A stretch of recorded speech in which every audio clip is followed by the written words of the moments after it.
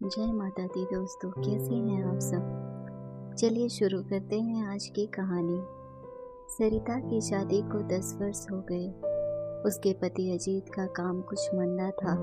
मध्यम वर्गीय परिवारों में आमदनी अठन्नी और खर्चा रुपया रहता है।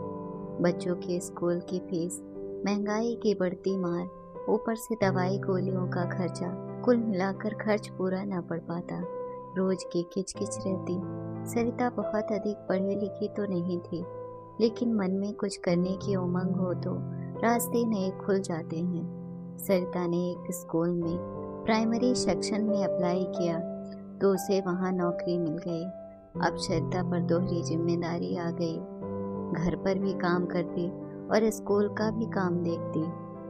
वैसे भी एक कहावत है ना, 9 काम नौकरी के, 10वां काम हाजिरी का।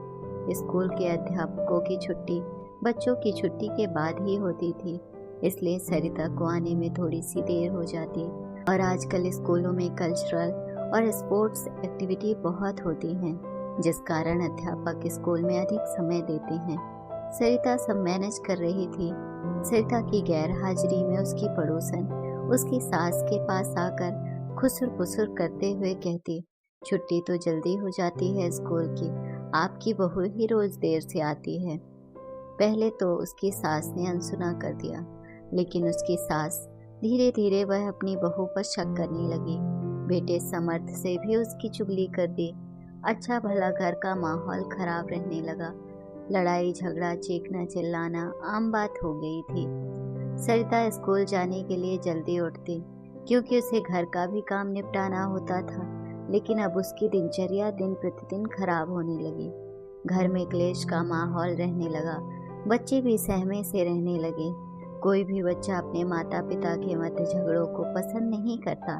चाहे बच्चे कुछ ना कहें, लेकिन वह हमेशा यह चाहते हैं कि उनके माता पिता मिलजुल कर रहें। एक बच्चे के लिए उसके माता पिता का स्थान किसी को भी देना कठिन कार्य है।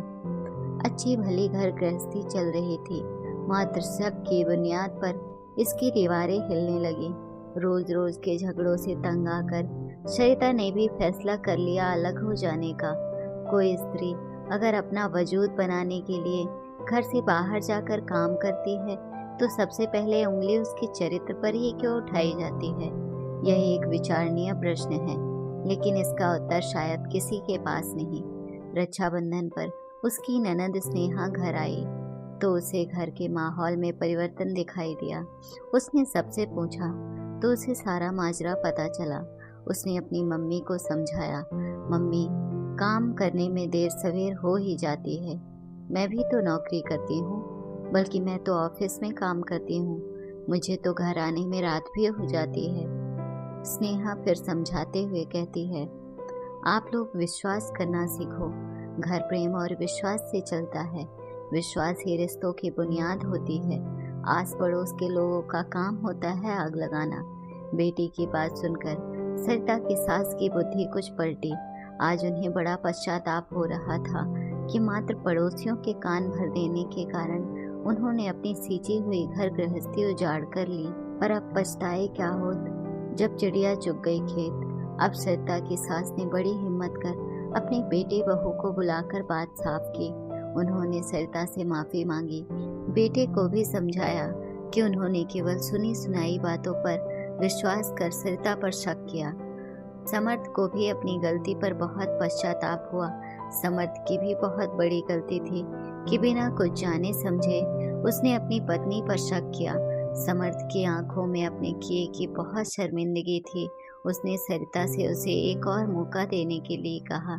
सरिता बच्चों के खातिर एक भारतीय माँ और आदर्श गृहिणी की तरह अपने घर गृहस्थी में झुक गई। एक भारतीय स्त्री अपने परिवार के लिए बहुत समर्पित होती है। वह बहुत कुछ सहती है, मात्र अपने परिवार को बचाने के लिए। माँ बनने और उनकी परवरिश के चलते वह अपना खुद का वजूद भुला ही देती है। बच्चों की एक मुस्कुराहट पर न्यौछावर कर देती है स्वयं की खुशियाँ।